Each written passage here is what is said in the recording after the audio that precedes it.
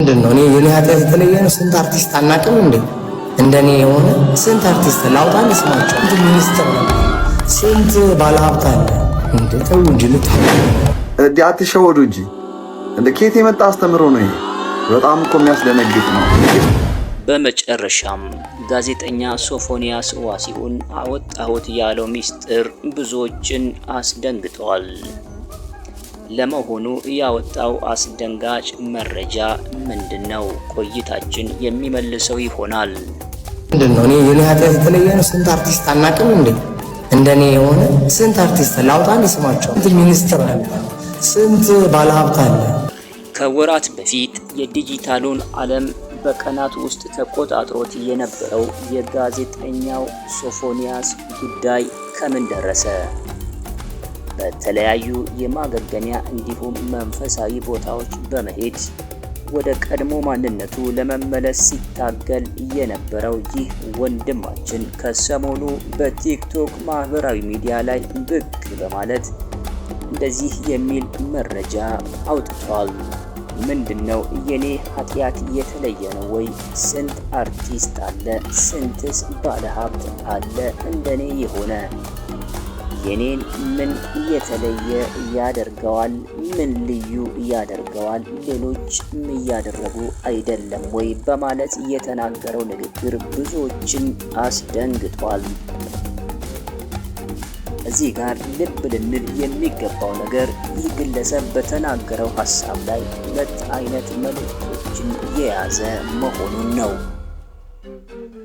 አንደኛው እሱ እንደሚለው ብዙዎች ምናልባትም እኛ የማናውቃቸው ግለሰቦች በእንደዚህ አይነቱ እግዚአብሔር በማይወደው እግዚአብሔር በማይፈቅደው ተግባር ላይ ተሰማርተው ሊገኙ ይችላሉ የሚል ሲሆን፣ ሁለተኛው መልእክቱ ደግሞ ይህ ግለሰብ የሌሎችን በእንደዚህ አይነት ተግባር ውስጥ መኖር ለእሱ የቅጣት ማቅለያ በማድረግ ጥፋቱን ለማስተባበል የሚሞክረውን መልእክቱን ነው። ይቀጥላል ሶፎንያስ። ምን ይሄ ብቻ፣ ትልልቅ ሚኒስትሮችም በዚህ ተግባር ውስጥ በጥልቁ ነው እየተሳተፉት፣ በጥልቁ ተሳትፈው ይገኛሉ። ስለዚህ የኔን ምንም ልዩ አያደርገውም። ስማቸውን መጥራት እንኳን ካስፈለገ እኔ ስማቸውን መጥራት እችላለሁ በማለት የጉዳዩ ተሳታፊዎች ብዙዎች እንደሆኑ ይናገራል። ውድ አድማጭ ተመልካቾቻችን፣ እኛ እንደ ክርስቲያን ለእንደዚህ አይነቱ ጉዳይ መጸለይና እንደ እግዚአብሔር ቃል መናገር ብቻ ነው የሚጠበቅብን። ምክንያቱም ማንም የሚናገር ቢኖር እንደ እግዚአብሔር ቃል ይናገር ይላልና ቅዱሱ ቃል። ኃጢአትን እገሌ ስላደረገው ትክክል ነው፣ እገሊትም ስላላደረገችው ደግሞ ትክክል አይደለም ብለን ሚዛን ላይ የምናስቀምጠው ጉዳይ አይደለም። ሚዛኑ አንድና አንድ የእግዚአብሔር ቃል ብቻ ነው። ሚኒስትሮችና የተለያዩ ታዋቂ ግለሰቦች ባለሀብቶችም ጭምር ስላደረጉት ያንን ነገር ኃጢአትነቱን አይለውጠውም። መጽሐፍ በገላትያ ምዕራፍ 6 ከቁጥር 7 ላይ ሲናገር አትሳቱ፣ እግዚአብሔር አይዘበትበትም፣ ሰው የሚዘራውን ሁሉ ያንኑ ደግሞ ያጭዳልና ይላል። ስለዚህ ማንም በሰራው በራሱ ስራ እንጂ ላጠፋው ለዛ ጥፋት የሌሎችን ኃጢአት እንደ ማጣቀሻ ማቅረብ ከፍርድ አያስመልጠውም።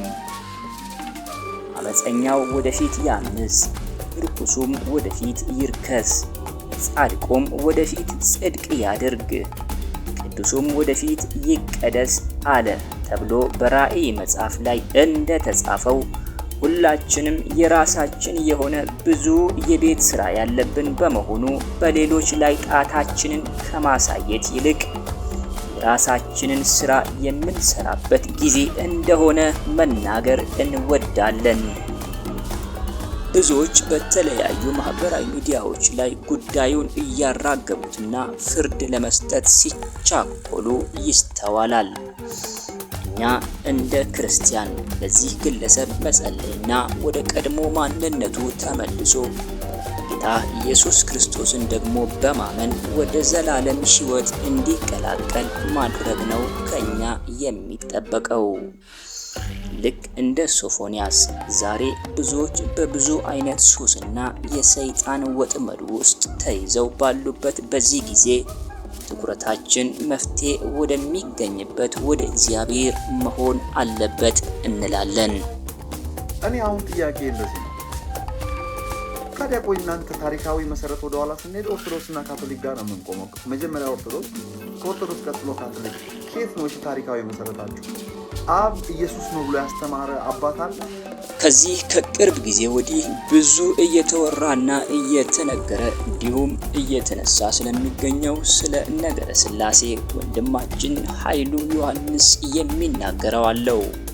በተለይ በኦንሊ ጂሰስ ተከታዮች ዘንድ በስፋት እየተነሳና ብዙዎችም እየተከራከሩበት ያለው ኢየሱስ አብ ነው፣ ኢየሱስ ወልድ ነው፣ ኢየሱስ መንፈስ ቅዱስ ነው የሚል ሶስቱንም በአንድነት ጨፍልቆ ኢየሱስ ነው በሚል አስተምሮ ዙሪያ ከታሪካዊ ዳራ በመነሳት በቂ ምላሽ ተሰጥቶበታል። ኃይሉ ዮሐንስ ይቀጥላል። እኔ ዛሬ ወደ መጽሐፍ ቅዱሳችን ከመምጣቴ በፊት እስቲ ታሪኩን ብቻ እንመልከት። በቤተ ክርስቲያን ታሪክ ሁለት አይነት የቀድሞ ወይም ደግሞ የቸርች አባቶች የሚባሉ አሉ። እነሱም ኤርሊ ቸርች ፋዘርስ ወይንም ደግሞ የቀድሞ የቤተ ክርስቲያን አባቶችና ሌት ቸርች ፋዘርስ ማለትም ከነሱ በኋላ የመጡት የቅርቦቹ የቤተ ክርስቲያን አባቶች የሚባሉት ናቸው። በ200 ዓመተ ምህረት ላይ ቶርቶሊዮን የተባለ የመጽሐፍ ቅዱስ ሊቅ ለመጀመሪያ ጊዜ ይህንን ትራያም ጎድ የተባለውን ጽንሰ ሐሳብ ወይንም ደግሞ የሥላሴን ጽንሰ ሐሳብ እንደተቀበለ በማንሳት ታሪካዊ እውነታውን ይናገራል ኃይሉ ዮሐንስ። ኢየሱስ ክርስቶስ ሞቶ ከሞት በመነሳት ካረገ በኋላ ሐዋርያቶች ተቀበሉ። ሐዋርያቶችም ከሞቱ በኋላ ኤርሊ ቸርች ፋዘርስ ሐዋርያቶቹን በአካል የሚያውቁ በመቀጠልም በ200 ዓመተ ምህረት አካባቢ እነ ቶርቶሊዮን የተባሉ የመጽሐፍ ቅዱስ ሊቃውንት ከዚያም በመቀጠል ደግሞ ከነሱ በኋላ የመጡት ሌት ቸርች ፋዘርስ የሚባሉት በሙሉ በሥላሴ የሚያምኑ ናቸው። ስለዚህ ኢየሱስ አብ ነው ብለው የሚያምኑ የሚያስተምሩ ሰዎች ዛሬ ከየት ተነስተው ነው እንደዚህ አይነቱን ዶክትሪን የሚናገሩት? እንግዲህ አንዳቸው ከነሱ ቀድሞ የነበረውን ሲተኩ በአካል የሚያውቋቸው ሰዎች ናቸው። ስለዚህ ከኢየሱስ ክርስቶስ ጀምሮ የነበረው ታሪክ እንዲሁ ዝም ብሎ ቅዠት ሳይሆን የዓይን እማኞች የጻፉልን እውነተኛ ታሪክ ነው። አንዳቸውም ግን እንደዚህ አይነቱን ኢየሱስ ራሱ አብ ነው ብለው አላስተማሩንም። ስለዚህ እናንተ ከየት ነው ያመጣችሁት እንደዚህ አይነቱን አስተምሮስ እያለ ታሪክ ስለ ሥላሴ የሚናገረውን በማንሳት ሐሳቡን ገልጿል። ውድ አድማጭ ተመልካቾቻችን መጽሐፋችን ሲናገር በማቴዎስ ወንጌል ምዕራፍ 28 ከቁጥር 19 እስከ 20 ባለው ክፍል ላይ እንግዲህ ሂዱና አሕዛብን ሁሉ በአብ በወልድና በመንፈስ ቅዱስ ስም እያጠመቃችኋቸው ያዘዝኋችሁንም ሁሉ እንዲጠብቁ እያስተማራችኋቸው ደቀ መዛሙርት አድርጓቸው፣ እነሆም እኔ እስከ ዓለም ፍጻሜ ድረስ ሁልጊዜ ከእናንተ ጋር ነኝ ይላል። በየጊዜው የሚነሱ ንፋሶችንና የስህተት አስተምህሮችን በመቋቋም በቃሉ ላይ ጸንተን በመቆም የመንግስቱ ወራሽ እንድንሆን ጌታ ጸጋውን ያብዛልን። አንተ ግን እስከ ፍጻሜው ድረስ ሂድ፣ አንተም ታርፋለህ፣ በቀኑ መጨረሻ በዕጣ ክፍልህ ትቆማለህ እንደሚል መጽሐፍ በትንቢተ ዳንኤል ላይ እስከ መጨረሻ እንድንጓዝ በቃሉ ያቁመን እያልን የዛሬን በዚህ አበቃን። ሰላም።